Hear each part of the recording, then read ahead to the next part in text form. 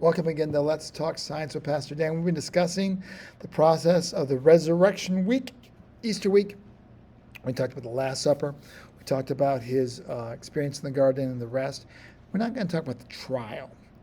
This entire process, according to Deuteronomy, no trial could be held at night and had to have at least two witnesses to agree to the charge.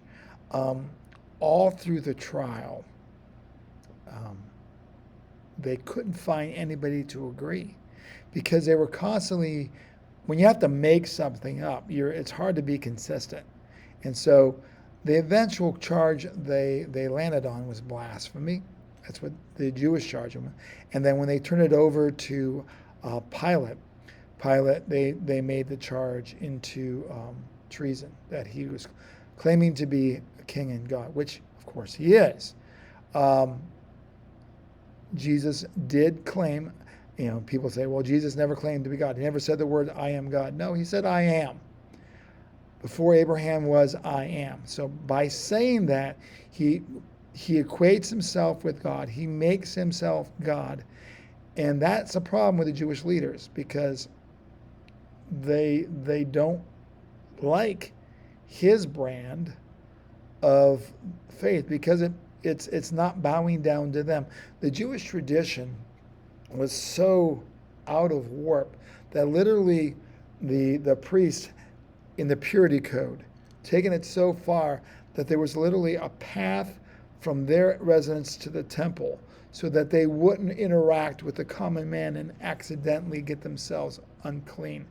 Now, there's a point about which this is necessary, but all through his ministry, Jesus was trying to show them you need to be more. And not all of the Pharisees, not all of the rabbis were against him. Joseph of Arimathea, Nicodemus, all of them truly did know, and they were followers of him, but they were secret about it because it wasn't a popular position in that set.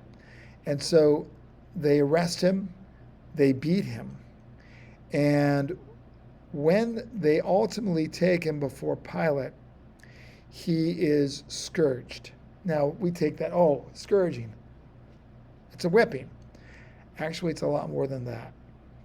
There's both a physical connotation to it, but there's also a spiritual application to it.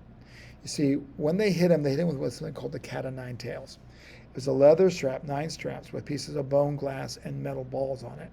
The bone and glass would rip into the skin and pull off hunks of flesh. Literally, the spinal cord was usually exposed. People died of shock just from the scourging. And the metal ball was necessary because it caused deep bruising. By his stripes we were healed, and the bruises by stripes we are healed. And the bruising brought forth our redemption of iniquity. So that the deep sins that we have, that process paid for it. I had a friend of mine that was a doctor, or is a doctor. I haven't seen him in a while.